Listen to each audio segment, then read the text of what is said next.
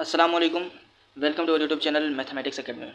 मैंने आज सोचा तो ये था कि इंग्लिश की वीडियो बनाएंगे, लेकिन मुझे कोई कंटेंट ही नहीं मिल रहा। बस थोड़ा सा ही, बस समझो एक चुटकी सा कंटेंट मिला इंग्लिश में से। कुछ प्रीपोजिशन है जिनके इस्तेमाल आपको आना चाहिए, लाजमी आना चाहिए, डेली लाइफ में भी आना चाहिए और पेपर के पॉइंट ऑफ व्यू से भी आना चाहिए। तो वो बता देता हूँ। उसके अलावा मुझे एक दिमाग में थोड़ा सा आइडिया आया है मैथ के ट्रिक्स के बारे में, क्योंकि हम वहाँ पर बड़े बड़े क्वेश्चन को सोल्व तो नहीं करे होंगे, 1 मिनट से पहले आंसर देना होगा। तो वो ट्रिक मैं आपको बता देता हूँ, क्वाड्रेटिक इक्वेशन सॉल्व करने का और लीनियर इक्वेशन को सॉल्व करने का। एक्स और वाई की जो वैल्यू आती है ना, रूट जिसे हम कहते हैं, उसे हम किस तरह से ट्रिक के जरिए सॉल्व कर सकते हैं, तो बता देता हूँ। बहुत ही आसान से तरीके हैं, लेकिन उससे पहले हम इंग्लिश से स्टार्ट करते हैं। इंग्लिश के कुछ एक दो प्रीपोजिशन हैं, उन्हें समझ लेते हैं। ठीक है। अच्छा, प्रीपोजिशन सबसे पहले मैं आपको बता देता हूँ। ऑन की प्रीपोजिशन बता देता हूँ। हम पढ़ रहे हैं इंग्लिश में प्रीपोजिशन।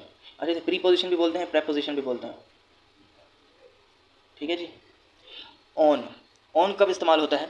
जब कोई भी चीज़ सरफेस पर पड़ी हुई हो। जैसे कि अभी मेरा हाथ है, अब ये पेन है, मेरे हाथ के ऊपर पड़ा है, मतलब ये हाथ की जो सरफेस है, इस सरफेस पर पेन पड़ा है। तो मैं कह सकता हूँ this pen is lying on my hand.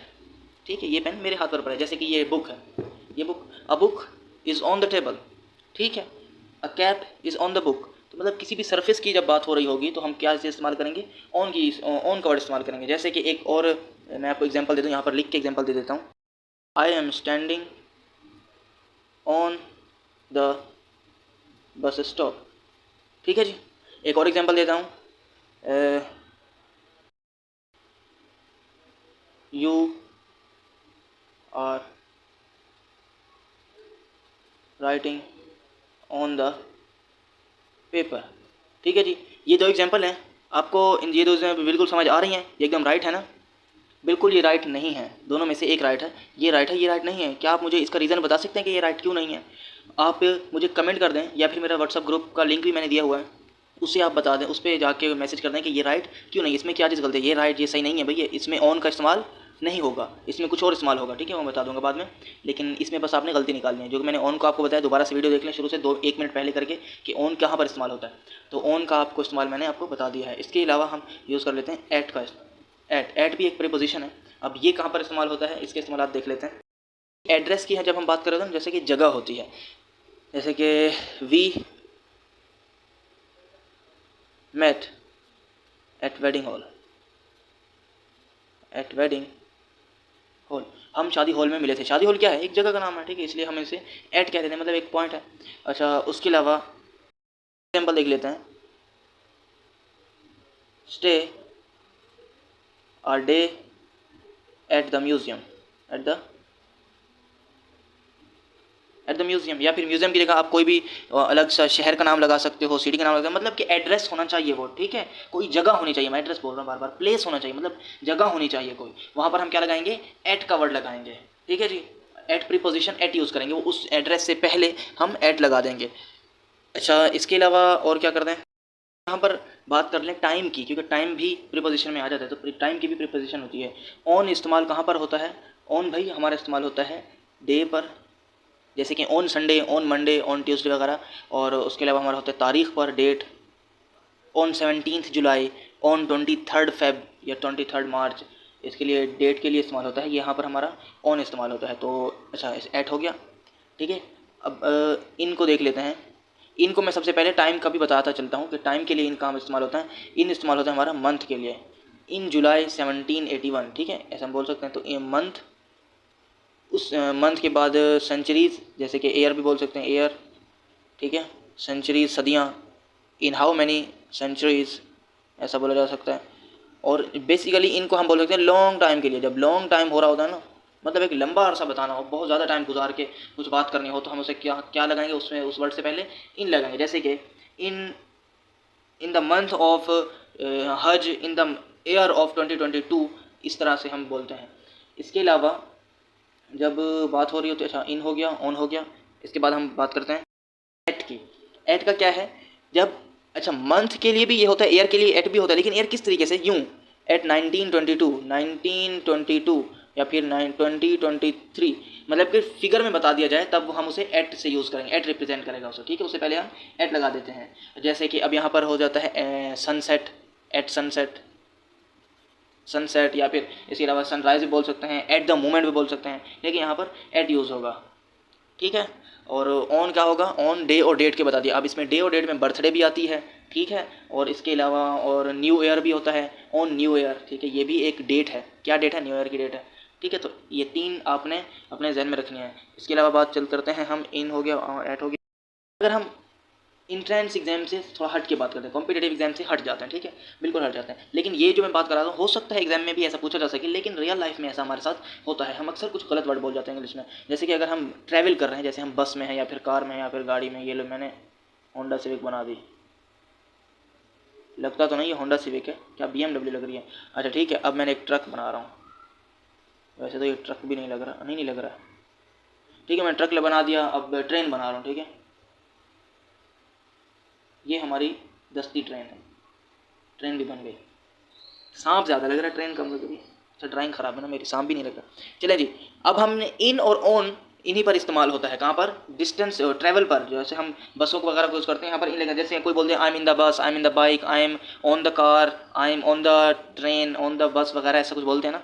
तो इन और ऑन कहाँ लगता है, तो इसके लिए बहुत ही आसान सा एक तरीका है, आप इस चीज़ को याद रख लें। जिस चीज़ के अंदर हम चल सकते हैं उसमें हम ऑन का इस्तेमाल करते हैं।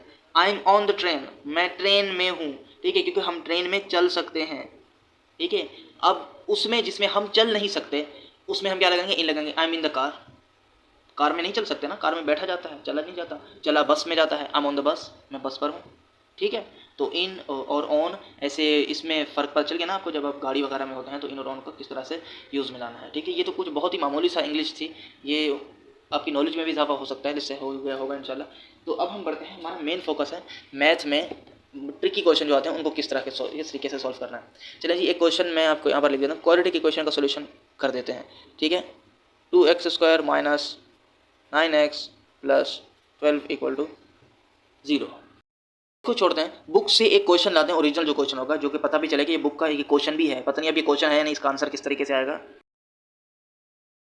जी ये हमारी बुक आ गई और ये बुक का क्वाड्रेटिक इक्वेशन ही से सॉल्व करना है। तो ये मैंने पहला क्वेश्चन यहाँ पर लिख लिया, तो इसे ट्रिक के जरिए सॉल्व करते हैं। वैसे तो इसको सॉल्व करने का ये तरीका है, देखो ये क्वेश्चन लिखा हुआ और इसको फॉर्मूले की मदद से यहाँ पर ड्राइव किया गया, बहुत ही बड़ा इसका तरीका। इसके 2-3 तरीके हैं, फॉर्मूले की मदद से भी होता है, मिडिल टर्म ब्रेक से भी होता है, कंप्लीटिंग स्क्वायर से भी होता है, ठीक है, कैलकुलेटर से भी हो जाता है, लेकिन कैलकुलेटर की इजाज़त नहीं होगी आपको। अच्छा तो ट्रिक हमारी कौन सी है जो यहाँ पर यूज़ करेंगे, आपने बिल्कुल यूँ कर लेना है, पेंसिल से वहाँ पर आपके पास रफ वर्क करने के लिए कुछ ना कुछ होगा, आपने बिल्कुल इसी तरह से कर लेना। देखो लेकिन इससे पहले स्टैंडर्ड फॉर्म में लिखना पड़ेगा, मतलब इक्वल टू के उस तरफ 0 होना चाहिए, ये 15 वगैरह जो कुछ भी इक्वल टू की तरफ होना चाहिए। अच्छा मैं इस इक्वेशन को यहाँ लिख रहा हूँ, ठीक है, x² माइनस 2x माइनस 15 बराबर है 0 का, ठीक है। तो ये हमारी इक्वेशन आ गई। मैंने क्या किया है, यहाँ पर प्लस था, यहाँ पर आके माइनस हो गया और ये यहाँ पर 0 हो गया, ठीक है। अब देखो ये हमारा पहला लेटर होता है, इसका कोफिशिएंट क्या है, यहाँ पर 1 है, कुछ नज़र नहीं आ रहा तो यहाँ पर 1 होता है, तो इसको इससे मल्टीप्लाई करा दो, मतलब ये हमारा a होता है, ये b होता है, ये c होता है, a को c से मल्टीप्लाई करा दो, 1 15 सा 15, ये माइनस है तो -15, तो यहाँ पर ऊपर लिख दो -15, ठीक है। अब बताओ x का कोफिशिएंट क्या है, x का ये रहा x, ये तो x² है ना, ये x है, x का कोफिशिएंट -2 है तो -2 नीचे लिख दो। अब देखो कुछ ऐसा नंबर बताओ जिसको मल्टीप्लाई करने से 15 आ रहे हैं, ऐसे 2 नंबर बताओ जिनको मल्टीप्लाई करने से आंसर क्या आ रहा हो, 15 आ रहा हो। ऐसे 2 नंबर सिर्फ 2 ही हैं, कौन से हैं, 3 और 5, इन 2 को मल्टीप्लाई कराने पर आंसर आता है 15। लेकिन हमें -15 चाहिए, तो इनमें से किसी एक के साथ माइनस लगाना पड़ेगा, लेकिन इन्हीं 2 नंबर को हम प्लस या फिर माइनस करने पर आंसर आना चाहिए -2। अगर 5 में से 3 चले गए तो 2 आएगा, अगर 3 में से -5 हो गया तो आंसर -2 आएगा। ये बात मुझे लगता है आपको समझ नहीं आई होगी जो मैंने यहाँ पर लिखी है, तो शुरू से बता देता हूँ। पहले हमने x² का कोफिशिएंट लिया और आखिरी कोफिशिएंट जो हमारा नंबर होता है उन दोनों को आपस में मल्टीप्लाई करा दिया। मल्टीप्लाई कराने पर आंसर क्या आ गया, 15 -15, ये माइनस का 15 था और ये 1 था, तो -15 यहाँ पर आंसर आ गया, ये ऊपर लिख दिया। और यहाँ पर -2 ये कहाँ से आया, ये x का कोफिशिएंट है, x के साथ -2 लिखा हुआ, तो इसलिए मैंने यहाँ पर भी -2 लिख दिया है। अब देखो ऐसे 2 नंबर हमने जो सेलेक्ट करने हैं जिनको मल्टीप्लाई कराने पर आंसर आ रहा हो -15 और ऐड या फिर सब्ट्रैक्ट कराने पर आंसर आ रहा हो -2, तो ऐसे 2 ही नंबर हैं, -5 और 3। तो क्या है, 5 3 से जब आंसर मल्टीप्लाई होगा तो क्या आएगा, 5 3 15, ये माइनस लगा हुआ है तो माइनस आएगा -15, तो ये हमारा बन जाएगा। अच्छा जब हम इन दोनों को हम क्या कर रहे थे, -5 और 3 तो इसका आंसर क्या आता है -2। तो ये माइनस मैंने 5 के साथ क्यों लगाया है, 3 के साथ क्यों नहीं लगाया? इसका जवाब ये है कि हमें -2 लाना था, इसीलिए 5 के साथ माइनस लगाया है। अगर मैं -3 के साथ लगाता, मतलब मैं यूँ कर देता 5 - 3, तो इसका आंसर क्या आता? इसका आंसर सिर्फ 2 आता। 5 में से 3 के 2 बचे, लेकिन मुझे तो -2 लाना था, इसलिए मैंने बड़े वाले के साथ माइनस लगाया। अच्छा, ये समझ आ गया। अब बताओ एक्स स्क्वायर का जो कोफिशिएंट है ना, वो इन दोनों के नीचे रख दो। इन दोनों के नीचे रख दिया, बिल्कुल। एक्स स्क्वायर का कोफिशिएंट क्या है? 1 है, कुछ नहीं है ना, यहाँ पर तो कुछ नहीं था, तो मैंने 1 लिख दिया। तो 1 से दोनों को डिवाइड कर दिया। अब देखो, अब इसको मैं यहाँ पर लिख लेता हूँ -5 और 3, क्योंकि नीचे 1 तो लिखते ही नहीं है ना, यही हमारा आंसर है। लेकिन साइन चेंज करनी पड़ेगी, माइनस है तो प्लस कर दो, यहाँ प्लस है तो माइनस कर दो, साइन चेंज करके आपने वापस से लिख देना, और ये हमारा आंसर है। तो चलिए बुक में देखते हैं कि ये आंसर है कि नहीं है। 8.1 क्वेश्चन नंबर 1 का पार्ट 1, सॉरी 8.2 है ना, हाँ 8.2 है। तो 8.2 क्वेश्चन नंबर 1 5 और -3, देखो आ रहा है ना आंसर, 5 और -3, ठीक है। तो एक और क्वेश्चन भी करके देख लेते हैं। अब कौन सा करना है? एक और क्वेश्चन करते हैं तो आपकी मज़ीद प्रैक्टिस हो जाएगी। अभी हम ये 10वां कर लेते हैं, देखो ये वाला कर लेते हैं। 10वां है x² - 1 = 0। अब ये क्वाड्रेटिक इक्वेशन ही है, इसके भी रूट निकालने हैं, लेकिन इसके थोड़े अलग तरीके से निकलेंगे। जैसे भी निकले, हमारा तो वास्ता ही कुछ नहीं है ना। तो क्या करना है, यूं कर लेना बस, ये तो क्रॉस बना लेना। ऊपर क्या लिखना है, a को c से मल्टीप्लाई कराना है। यहाँ पर तीसरी टर्म तो है ही नहीं, तीसरी टर्म नहीं है, अरे है तीसरी टर्म, आई ना सर तीसरी टर्म है ना। x कितने हैं, 0x है। जब 0x से मल्टीप्लाई होगा तो 0 हो जाएगा, तो 0 हो जाएगा मतलब कुछ भी नहीं है, तो यहाँ पर भी तो कुछ नहीं है, ठीक है। तो हम इसको यूँ लिख सकते हैं, बस मैं ऐसे ही लिख रहा हूँ। ये हमारा कोफिशिएंट होता है, इसके साथ अगर यहाँ कुछ नहीं लगा हुआ तो यहाँ 1 है। तो क्या करना है, ये a c से मल्टीप्लाई होगा, 1 1 = 1, तो ऊपर 1 आ गया। अब यहाँ पर क्या है, कोफिशिएंट इसका 0 है, तो यहाँ पर 0 आ गया। x का कोफिशिएंट नीचे लिखते हैं ना, इन दोनों को मल्टीप्लाई कराकर ऊपर, और खाली जो x होता है उसका कोफिशिएंट नीचे लिखते हैं। तो यहाँ पर x नहीं था, तो मैंने यहाँ पर 0 लिख दिया। यहाँ से भी देख लो, मैंने इसको यूँ भी बना लिया। अब क्या करना है, अब कोई 2 ऐसे नंबर बताओ जिनको मल्टीप्लाई कराने पर आंसर 1 आ रहा हो और माइनस कराने पर आंसर 0 आ रहा हो। ऐसे 2 नंबर, सिर्फ 2 ही हैं, ये है नंबर 2, 1 1। दोनों को मल्टीप्लाई कराओ तो आंसर आता है 1 1 1 = 1। अगर दोनों को माइनस करा दो तो आंसर आ रहा है 0, तो दोनों को यहाँ लिख दो। लिख दिया, तो एक यहाँ लिख दिया, एक यहाँ लिख दिया। अब क्या करना है, इसके बाद x के कोफिशिएंट से डिवाइड कर देना है। ये लो, x के कोफिशिएंट से डिवाइड कर दिया। अच्छा, यहाँ 1 आएगा और यहाँ -1 आएगा, क्योंकि 0 जो लिख बनाना है ना, 1 - 1 = 0, ठीक है। दोनों को मल्टीप्लाई कराओ तो आंसर क्या आएगा, और देखो भाई गलती हो गई हमसे, 1 ये -1 से मल्टीप्लाई होगा तो इसका आंसर भी -1 आएगा। इसीलिए तो एक माइनस होगा और एक प्लस होगा। जब माइनस प्लस के 1 से मल्टीप्लाई होगा तो आंसर आएगा -1, ठीक है। तो वहाँ भी -1 आ गया। ये यहाँ इन दोनों में से भी जब 1 को -1 करेंगे तो यहाँ पर आंसर 0 होगा। दोनों को मल्टीप्लाई कराएंगे तो -1 आएगा, माइनस कराएंगे तो 0 आएगा। अब क्या करना है, डिवाइड करना है। किससे, x के कोफिशिएंट, x² के कोफिशिएंट से। x² का कोफिशिएंट 1 है, तो 1 से दोनों को डिवाइड कर दो। नीचे 1 लिखते नहीं है, तो 1 और -1। अगला स्टेप है साइन चेंज कर दो, प्लस की माइनस और माइनस की प्लस, और यही हमारा आंसर है। वैसे प्लस लिखते नहीं है, मैंने ऐसे ही लिख दिया। चलें चेक करते हैं ये आंसर है कि नहीं है। 8.2 क्वेश्चन नंबर 10 किया है हमने, यही खुला। 8.2 का क्वेश्चन नंबर 10, देखो 1 - 1, ठीक है, राइट आंसर है। तो क्वाड्रेटिक इक्वेशन जो भी आए, आपने सिंपली इसी तरीके से ही इसे सॉल्व करना। उम्मीद है आपको समझ आ गया होगा। अगर फिर भी समझ नहीं आया तो आप कमेंट सेक्शन में कमेंट कर सकते हैं, या फिर मेरा व्हाट्सअप ग्रुप ज्वाइन करें, वहाँ पर भी आप मुझे बता दें, मैं आपको वहाँ पर भी डिटेल इसकी दे दूँगा, ठीक है। मैं एक रिक्वेस्ट करना चाहता हूँ आपसे कि अभी तक आपने हमारा चैनल सब्सक्राइब नहीं किया तो जल्दी से सब्सक्राइब कर दें। हमें आपके सब्सक्राइबर की नीड होती है, ठीक है। तो इससे क्या होता है, हमारे हौसला अफजाई होती है नई दोबारा से वीडियो बनाने की, मज़ीद अच्छी बनाने की, ठीक है। तो हमसे हमारी हौसला अफजाई होती है, इससे उम्मीदें हमारी यही होती हैं कि आप हमें सब्सक्राइब करेंगे और वीडियो को लाइक करेंगे और एक पॉजिटिव कमेंट भी हमें देंगे। तो आप एक कमेंट ज़रूर कीजिएगा, क्योंकि अच्छा मैं बस ये भी बताना चाहता था कि इसमें प्रीपोजिशन का मुझे इंग्लिश में कोई कंटेंट ही समझ नहीं है कि मैं किस कंटेंट पर वीडियो बनाऊं। तो आपसे रिक्वेस्ट ये होगी कि आप मुझे बताएं कि मैं किस पर वीडियो बनाऊं। इंग्लिश, IQ और मैथ में बहुत ज़्यादा टॉपिक होते हैं, तो आप मुझे टॉपिक बता दें, मैं उसकी पहले मैं तैयारी कर लूँगा, उसके बाद आपको तैयारी की हुई को जो वीडियो भी बना लूँगा, ठीक है। तो आप मुझे प्लीज़ कमेंट करके ये बता दें, या फिर व्हाट्सएप पे मुझे मैसेज कर दें। तो चले अब हम बढ़ते हैं लीनियर इक्वेशन की जानिब। वहाँ पर एक्स और वाई की वैल्यू मालूम करनी पड़ती है, वो भी इसी में से क्वेश्चन निकालते हैं, उसकी भी एक शॉर्ट ट्रिक है सॉल्व करने की। दो इक्वेशन इस तरह की आती हैं तो उनमें एक्स और वाई की वैल्यू फाइंड करनी होती है, तो उनको तो कर लेते हैं। देखो ये क्वेश्चन 5 का ये पार्ट 1 कर लेते हैं, तो इसी को ही करता हूँ, उसके बाद वीडियो को एंड कर देंगे। आप इनकी प्रैक्टिस कर लीजिएगा। ये इक्वेशन 1 है, यहाँ तक ख़त्म होगी। इसके बाद दूसरी इक्वेशन शुरू हो रही है, x minus 3y equal to 9। अच्छा ये तो हमारा क्वेश्चन आ गया, लेकिन क्वेश्चन को इस तरीके से लिखना नहीं है, इसको हमने अपनी तरफ से अरेंज भी करना है। ठीक है, जो तरीका है अरेंजमेंट का, किस तरह से अरेंज करना है। कांस्टेंट नंबर को इक्वल टू के उस तरफ फेंकना है, बाकियों को इस तरफ लिखना है। देखो मैं एक पहली इक्वेशन को यहाँ पर ले रहा हूँ, 3x ये यहाँ आएगा माइनस y और इक्वल टू 11, और ये 11 यहाँ जाएगा। जो कांस्टेंट नंबर हैं 1 2 3 जैसे ये नंबर होते हैं, इन्हें कांस्टेंट कहते हैं। इन्हें क्या करना है, इक्वल टू के एक साइड पर फेंक देना है, बाकी एक्स वाई को एक साइड पर फेंक देना है। उधर इक्वेशन 2 को मैं लूँ तो इसको भी ऐसे ही करूँगा, बल्कि ये तो वैसे है की हुई है, करने की ज़रूरत नहीं है। ठीक है, मैं वैल्यू ढूंढ रहा हूँ 4x की, 4x। आप ये एग्जाम में भी तरीका इस्तेमाल कर सकते हैं, लेकिन ये तरीका एक जुगाड़ू तरीका, मतलब ये तो ट्रिक है। आंसर तो आपको पता चल जाएगा, बाकी आपकी मर्ज़ी, आपने क्या करना है, आपका आगे का आप खुद जाने, लेकिन आपको आंसर बिल्कुल राइट मिलेगा, 100% राइट। मैं क्या करूँ, 4x के x की वैल्यू फाइंड कर रहा हूँ, तो मैं क्या करूँगा, y को मल्टीप्लाई कराना शुरू करूँगा, वो भी नीचे से। देखो ये इसके कोफिशिएंट को इससे मल्टीप्लाई करा दूँगा, -3 11 से मल्टीप्लाई होगा तो आंसर आएगा -33। आगे माइनस अपनी तरफ से डाल देना है। अब आगे क्या करना है, आगे फिर से क्रॉस मल्टीप्लाई, इसका कोफिशिएंट इससे मल्टीप्लाई होगा। y के साथ कौन है, y के साथ -1 है, नज़र आ रहा है ना, ये माइनस, और यहाँ पर ये 1 लिखा हुआ है, कुछ नहीं है तो 1 है। -1 9 से होगा तो -9 आएगा, और वो -9 इस माइनस को प्लस कर देगा। ठीक है, यहाँ तक हो गया।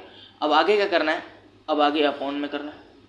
अपॉन में किस तरह से करना है, फिर से क्रॉस मल्टीप्लाई। अब देखो x को y वालों से मल्टीप्लाई, 3 जब है -3 से होगा तो आंसर आएगा -9, आगे माइनस अपनी तरफ से डाल देना है। क्या किया है मैंने, ये क्रॉस मल्टीप्लाई करा है, इसको इससे मल्टीप्लाई किया और माइनस खुद से डाल दिया। अब देखो यहाँ क्या है, यहाँ 1 है और यहाँ 1 है। जब 1 -1 से मल्टीप्लाई होगा तो -1 आंसर आएगा, और वो माइनस इस माइनस को प्लस कर देगा। और ये सब कुछ किसके बराबर है, ये x के बराबर है। मैं x के लिए ये सारा काम कर रहा हूँ।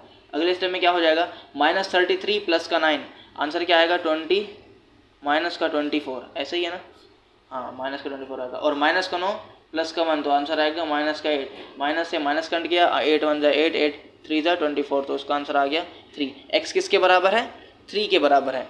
अब x आ गया तो बाकी सारा काम हो जाता है, लेकिन हम y को भी इसी तरीके से फाइंड कर सकते हैं। कैसे, मैं इक्वेशन दोबारा लिख रहा हूँ, फिर हम y को फाइंड करेंगे। y को, अच्छा इक्वेशन को दोबारा लिख के फिर से शुरू करते हैं। इक्वेशन दोबारा लिखनी है। जब हम x के लिए फाइंड कर रहे थे तो इक्वल टू के उस तरफ हम y वालों को मल्टीप्लाई करा रहे थे। जब हम y के लिए फाइंड करेंगे तो इक्वल टू के उस तरफ किसको मल्टीप्लाई कराएंगे, x वालों को मल्टीप्लाई कराएंगे। मतलब इसके कोफिशिएंट को हम मल्टीप्लाई कराएंगे 9 से, 3 9 जा 27, आगे माइनस ऐसे ही डाल देंगे। अब देखो इसका कोफिशिएंट क्या है, इसका कोफिशिएंट यहाँ 1 है, 1 किससे मल्टीप्लाई होगा, 11 से, 1 11 जा 11, अब अपॉन में डाल देंगे। अब क्या करेंगे, अच्छा ये इससे मल्टीप्लाई हो गया है, अब इसको इससे दोबारा से यूं क्रॉस मल्टीप्लाई कराएंगे आपस में, 3 3 जा, ये माइनस है तो -9। अब देखो 1 -1 जा -1, और यहाँ माइनस पहले डाल देते हैं और ये प्लस हो जाएगा। देखो -9 हुआ, 3 3 जा, ये माइनस है तो 3 -3 जा -9 आ गया, आगे माइनस मैंने ऐसे ही खुद से डाल दिया, माइनस खुद से डालना है। अब देखो 1 -1 से मल्टीप्लाई होगा तो आंसर क्या आएगा, -1 आएगा, और वो -1 इसे प्लस कर देगा। अब आगे क्या होगा, 27 में से जब 11 जाएंगे तो 16 बचेंगे, 16 आंसर आ गया। -9 और 8 आ गया, -8 आ गया। अब देखो 8 1 जा 8, 8 2 जा 16, तो इसका आंसर आएगा -2, ये माइनस लगा हुआ ना तो ये आंसर आएगा। तो x 3 के बराबर है और y 2 के -2 के बराबर है, 3 - 2, यही हमारा आंसर है। उम्मीद है आपको समझ आ गया होगा, लेकिन आप वहाँ पर वो भी देखते हैं, आंसर बुक में देखते हैं क्या है। तो इसमें अगर कोई भी मसला हो तो आप मुझे बता दें, और मैंने प्लेलिस्ट का लिंक दिया हुआ है, आप उससे देख लें कि उसमें आपको कितनी वीडियो आपने देखी है और कितनी वीडियो नहीं देखी। कुछ भी अगर उसमें मसला है तो ज़रूर पूछें, मैं आपको फ़ौरन से रिप्लाई दूंगा। कौन सा था, 5 का पार्ट 1, 3 - 2, ठीक है। तो ये वैलिड तरीका है, इस तरीके से आप आंसर आपको मालूम हो जाएगा और ये शॉर्टकट है। वैसे इक्वेशन को लोग करने का काफ़ी लंबा तरीका है, तो ये शॉर्टकट है। उम्मीद है आपको समझ आ गया होगा। अब हम नेक्स्ट वीडियो में मिलेंगे, तब तक के लिए अपना बहुत ख्याल रखिएगा। अल्लाह हाफिज़।